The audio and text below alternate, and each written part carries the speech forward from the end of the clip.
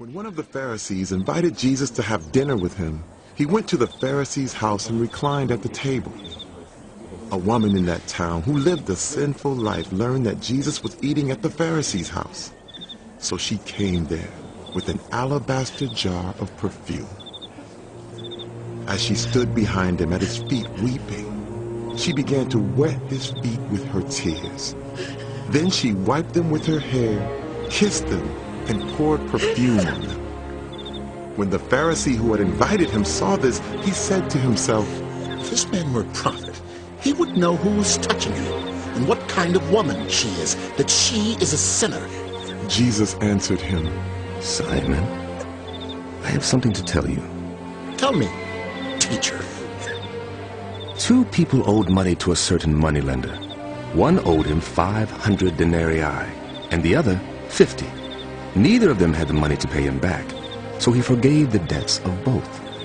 Now, which of them will love him more? I suppose the one who had the bigger debt forgiven. You're judged correctly. Then he turned toward the woman and said to Simon, "Do you see this woman? I came into your house. You did not give me any water for my feet, but she wet my feet with her tears and wiped them with her hair. You did not give me a kiss, but this woman, from the time I entered, has not stopped kissing my feet. You did not put oil on my head, but she has poured perfume on my feet. Therefore I tell you, her many sins have been forgiven, as her great love has shown. But whoever has been forgiven little, loves little." Then Jesus said to her, Your sins are forgiven. The other guests began to say among themselves, Who is this who even forgives sins?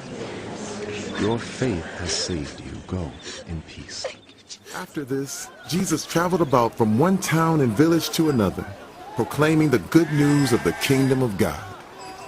The 12 were with him, and also some women who had been cured of evil spirits and diseases.